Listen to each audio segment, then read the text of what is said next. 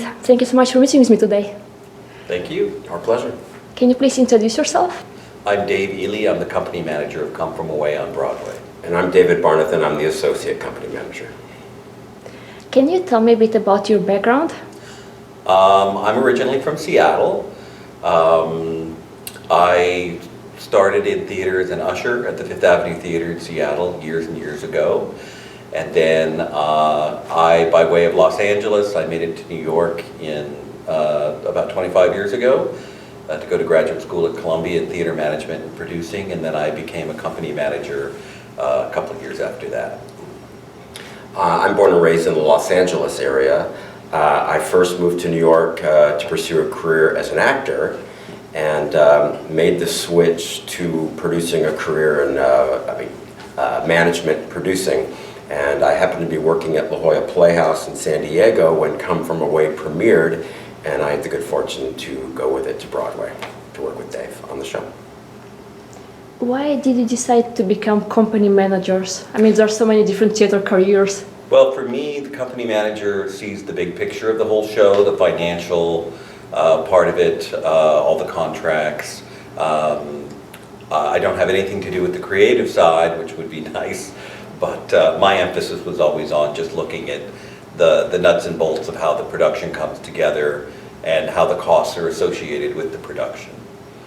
And for me, when I made the switch from performing, I initially thought I'd be a producer, and I was given the advice, if you want to be a producer, go work for a general manager, because then you learn all the nuts and bolts about the business.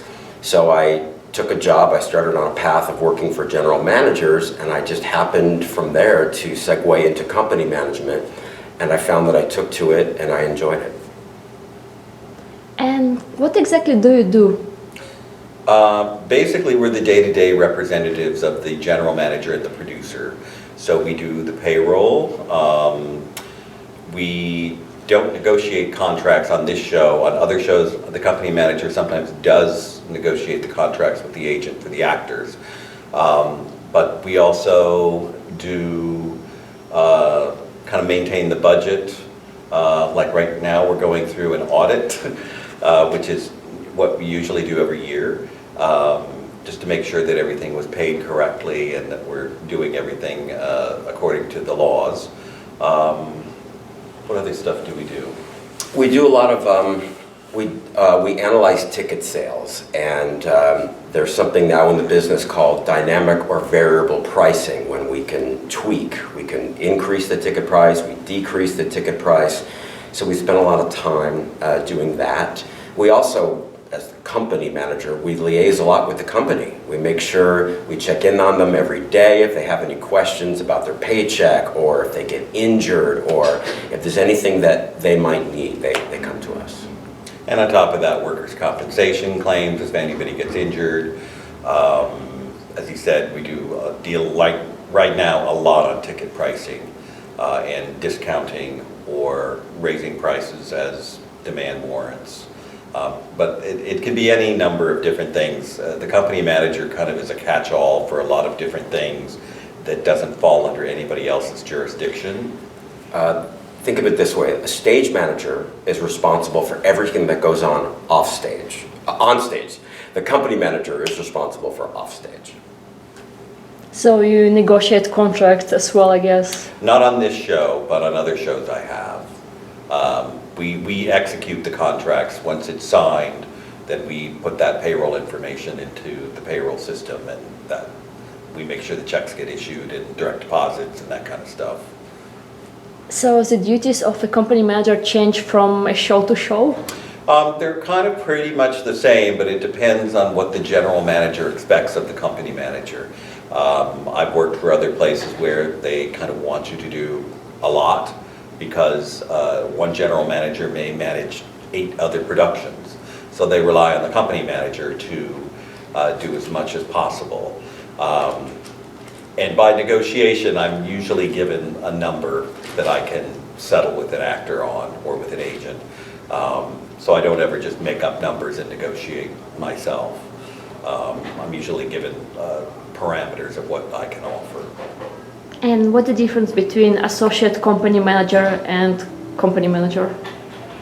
Well, in his case, he started as an assistant company manager, and then there's a 2-year apprenticeship to get into the union. We're members of APPAM, which is the Association of Theatrical Press Agents and Managers, and that covers press agents and house managers of the theater and company managers of the show.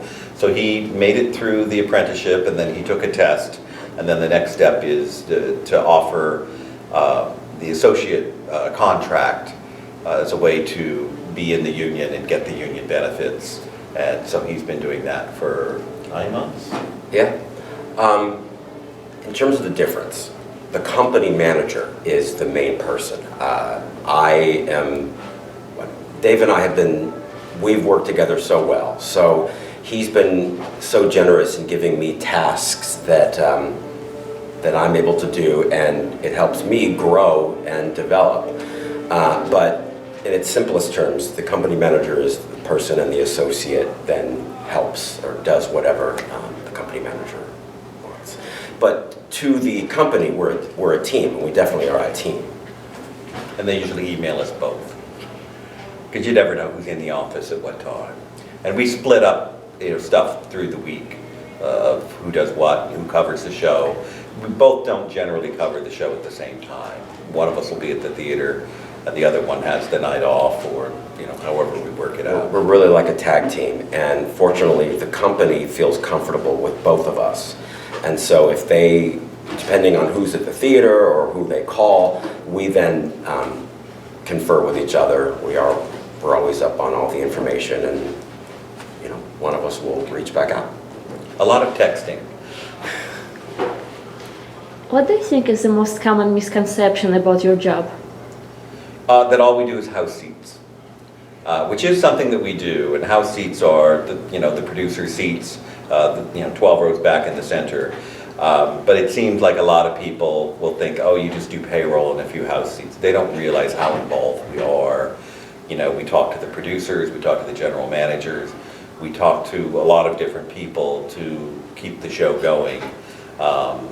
So I'm always surprised that people think the assistant company manager, especially, really just does a couple of house seats and it's an easy job. It's not. It's a hard job. It's a lot of work. And a lot of hours. I think there's a misconception about how many hours we spend, because the rest of the company shows up at, for their work call or at half hour. We're in the office. We basically have a 9 to 5 during the week, and then we cover shows on the weekend. So there's a lot of hours. We generally work 6 days a week. I'm not sure that the company truly understands or appreciates that. Yeah. I mean, they're appreciative, but they don't fully understand what all we deal with. What are the most challenging aspects of being a company manager? Sometimes dealing with difficult personalities. I'm not saying on this show particularly. On other shows, sometimes you'll have somebody on the crew or somebody on stage who has personality conflicts with other people within the company, and that usually falls under our jurisdiction. On one show I had 2 musicians that just could not get along at all, and they only had to work together for 2.5 hours a day, but they just couldn't seem to stand each other, and that kind of fell on my lap, and I had to kind of work through that with them. Other times it can be taking somebody to the hospital, to the emergency room, if they're injured in the show, and making sure all the workers' compensation information is relayed to the hospital. So kind of crazy things like that. I would second Dave's mention of difficult personalities. I was on a show where people would call out just to get high. Somebody else was in a tizzy about something, and during the performance refused to sing. He was going to show the producers, and he refused to sing. What do you do with a personality like that? For me, on this show, we don't have, fortunately, that level of personality problems. For me, the biggest thing has been to learn, because again, as an apprentice, I'm learning so much. all the union requirements and you know what goes into being a company manager. I learned so much from Dave and being on the job. So that was a big part of my last 2 years. What was your first Broadway experience? The first time I Your first saw job? a show on Broadway? Was or the first time I you got the worked? job on Broadway? My first job on Broadway was on Miss Saigon, the original. Actually, it was 5 years into the run, or 4 years into the run. But that was a great experience for me because I was doing exactly what I had wanted to do, and I was there and I saw it. It played at the Broadway Theatre, which is where I saw Evita in 1979, which had a big impact on me and wanting to go into the theater. So it was exciting for me to be in that same theater on a hit show, in the same theater that, you know, Patti LuPone blew off the roof, quite frankly. It was just an amazing production. I just saw her in London in Company, Oh, like last month. yes, she's pretty amazing. Yes. And for me, my first show was, it was actually a national tour that ended with 4 weeks on Broadway at the Schoenfeld Theatre. And I was so excited because, you know, all my 15 years of pursuing a career as an actor, I never made it to Broadway. So here I am in a company management role on Broadway. And somehow we were able to get a star dressing room. I was the assistant on it, and the company manager made that happen. And it had been Daniel Radcliffe's dressing room prior to us in How to Succeed. So to be on Broadway for those 4 weeks and to be in Daniel Radcliffe's dressing room, it was just a huge thrill. What do you like the most about your job? Well, the same thing that I don't like about it, that I can see everything. I can see, I like that I can put all the pieces together. I know who makes what, how each department can cost more or cost less. Also just the weekly operating costs. That's what I ultimately do love about it, but what I also don't like about it is sometimes, and not this show, the disparity on other shows of salaries, and you see it all and you can't say anything to anybody. Not that you would, but it's hard to see sometimes. I've seen on other shows where it's like, oh, this isn't fair at all. For me, it is getting to be a part of this fantastic show. We walk into the theater and we are filled. We all love the show. That doesn't always happen on every show. So it's being a part of this. It's serving the company, which are, again, that can be a positive and a negative, but for the most part, it's positive. Yeah. They're very supportive and appreciative. And for me, it's been being able to be side by side with Dave on this journey for the show.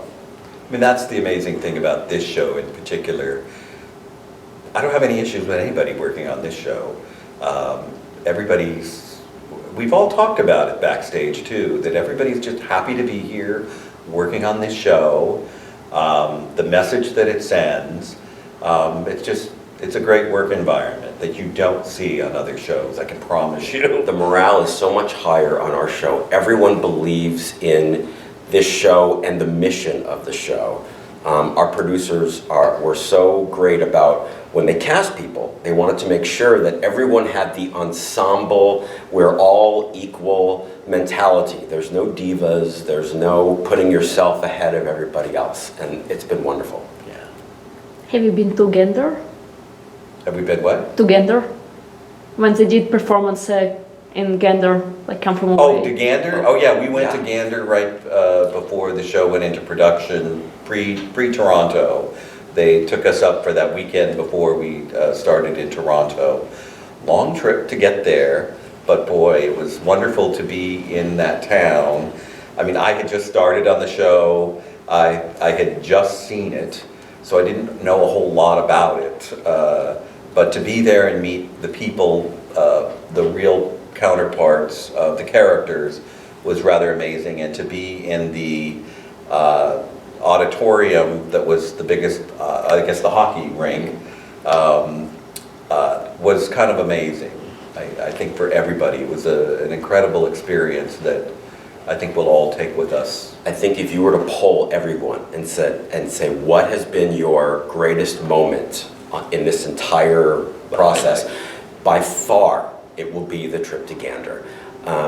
The audience, that response was unlike anything we had ever seen, including the cast. I'd never seen a standing ovation occur 5 minutes before the end of the show. The cast were even having problems getting their lines and their music out. They were so moved with all the love coming at them. Were you screeched in? Yes, Yes, at the Legion, at the Legion Hall.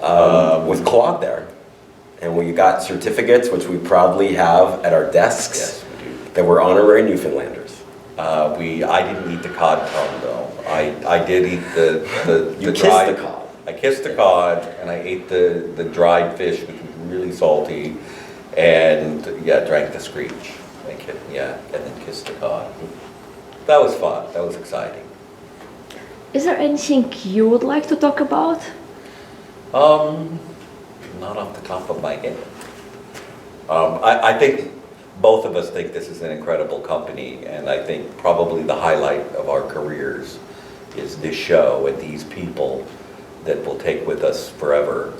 I think part of the difference is there's no ensemble, meaning principal and dancing ensemble like you do in other shows.